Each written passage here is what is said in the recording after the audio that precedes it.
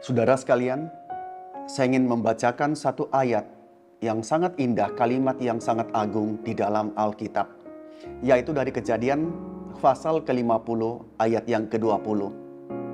Saya bacakan dari ayat ke-19. Di situ Yusuf berkata kepada saudara-saudaranya ketika mereka datang karena ketakutan setelah kematian daripada Yakub, apakah Yusuf akan membalas dendam kepada mereka. Di situ Yusuf mengatakan kalimat, "Janganlah takut, sebab aku inikah pengganti Allah. Memang," ayat 20, "kamu telah mereka-rekakan yang jahat terhadap aku, tetapi Allah telah mereka-rekakannya untuk kebaikan, dengan maksud melakukan seperti yang terjadi sekarang ini, yakni memelihara hidup satu bangsa yang besar." Ini kalimat yang sangat agung dari seseorang yang mengalami begitu banyak kepahitan di dalam hidupnya. Saudara pernah mengalami peristiwa yang membuat saudara mengalami kepahitan? Mungkin kita sulit melupakan itu. Mungkin yang ada dalam hati kita adalah bagaimana membalas penderitaan kita, bagaimana membuat orang yang pernah menyakiti kita juga merasakan rasa sakit itu seperti yang pernah kita alami. Tetapi ini kalimat yang indah sekali. Yusuf mengatakan, memang kalian telah mereka-rekakan sesuatu hal yang jahat. Yusuf tidak menyangkali hal itu, tetapi Yusuf melihat satu perspektif yang lain, bahwa apa yang dilakukan oleh saudaranya itu, Tuhan justru memakai, mereka-rekakannya untuk kebaikan. Ketika Yusuf bisa mengatakan seperti itu, bukan berarti hidupnya, ya sekali lagi ya, bukan hidup yang lancar, hidup yang tanpa kesulitan. Tapi seperti yang kita tahu, bagaimana Yusuf, dia dijual oleh saudara-saudaranya pada umur yang sangat muda, mungkin 17 tahun. Dia dijual dan Yusuf kehilangan segala-galanya. Yusuf tidak pernah menyangka bahwa saudara-saudaranya tega menjual dia. Kalau saudara baca dalam Kejadian 37 ayat 18, ketika Yusuf datang kepada saudara-saudaranya yang sedang menggembalakan kambing domba di Dotan, di situ Alkitab mencatat demikian. Dari jauh ia telah kelihatan kepada mereka. Yusuf datang dengan riang, hendak menemui saudaranya. Tetapi saudaranya melihat Yusuf dari jauh. Alkitab mengatakan, sebelum ia dekat pada mereka, mereka telah bermufakat untuk mencari daya upaya membunuh Yusuf. Wah, ini satu hal yang sangat menyedihkan. Meskipun mereka tidak membunuh Yusuf pada akhirnya, tetapi mereka menjual Yusuf sebagai budak. Ini sama saja dengan mematikan Yusuf. Yusuf terputus daripada rumahnya.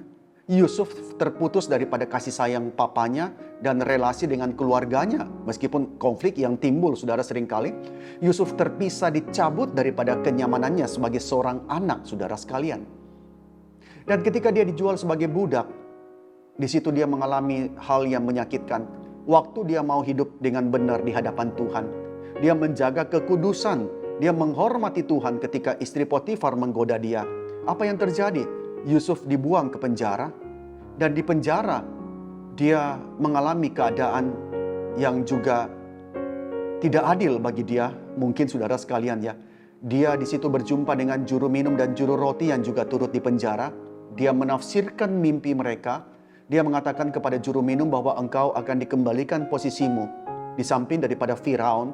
Tetapi Yusuf mengatakan, ingatlah akan aku, apabila engkau keadaanmu telah baik, tunjukkanlah terima kasihmu dengan menceritakan hal ihwalku kepada Firaun dan tolong aku keluar daripada rumah penjara ini. Tapi saudara tahu, ketika juru minum itu telah dibebaskan, dia lupa dengan Yusuf. Yusuf yang begitu perhatian dengan dia, yang memberikan penghiburan kepada dia di penjara, tapi dia lupa dengan Yusuf. Berapa lama? 2 tahun Yusuf menunggu kapan juru minum itu datang menjemput dia. Tapi selama 2 tahun dia menunggu dengan sia-sia. Sampai akhirnya Firaun bermimpi dan tidak seorang pun bisa menafsirkan mimpi itu. Juru minum itu teringat, oh, ada seorang pemuda di penjara dulu yang pernah menafsirkan mimpiku. Maka dia kemudian memberitahu Firaun dan Yusuf dikeluarkan dari penjara. Disitulah dia mengalami, tanda petik kita mengatakan, pembalikan nasib. Bagaimana dari seorang tahanan di penjara, dia kemudian menjadi orang nomor 2, diangkat oleh Firaun dalam posisi yang begitu tinggi.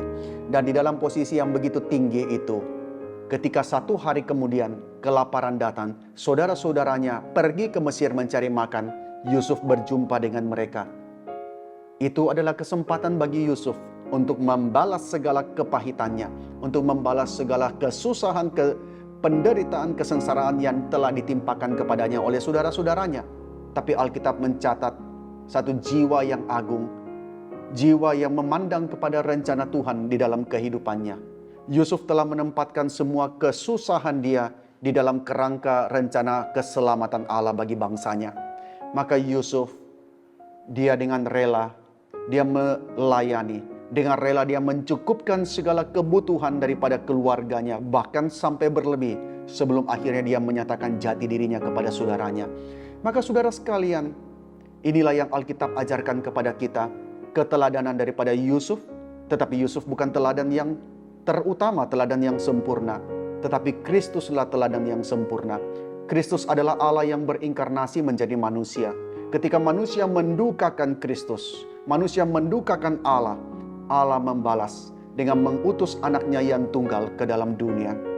Sebab Allah mengasihi dunia ini, anaknya yang tunggal diutus untuk dia mengalami penderitaan, dia mengalami kesengsaraan, mati di atas kayu salib, memberikan nyawanya.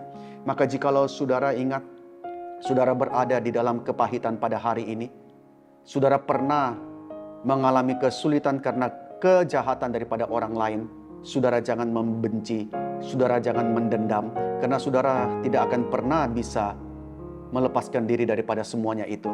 Tapi biarlah saudara memandang kepada Yusuf, bagaimana dia boleh membereskan segala kepahitannya dan memberikan pengampunan.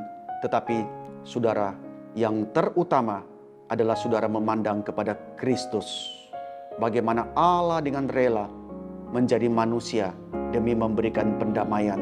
Maka biarlah kita boleh belajar di tengah-tengah kepahitan kita, di tengah-tengah kebencian yang mungkin ada dalam hati kita, belajar mengampuni, sebab Allah telah terlebih dahulu mengampuni kita, dan Allah memberikan kita kekuatan juga untuk mengampuni, sebagaimana Allah memampukan Yusuf mengampuni saudara-saudaranya. Mari kita berdoa. Tuhan, kami minta kekuatan daripadamu untuk belajar mengampuni orang-orang yang menyakiti kami, orang-orang yang mendukakan kami, orang-orang yang menimbulkan kepahitan dalam hati kami. Biar kami tidak membenci, tetapi dengan cinta kasih sebagaimana yang Engkau nyatakan kepada kami, kami pun belajar untuk mengampuni, untuk mengasihi.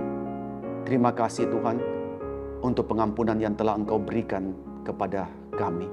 Dalam nama Tuhan Yesus, amin.